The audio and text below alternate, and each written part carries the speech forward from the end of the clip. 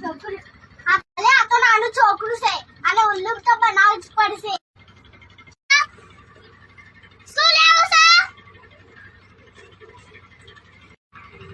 બોલ નથી મારા પગ ભરે મળતી નહીં.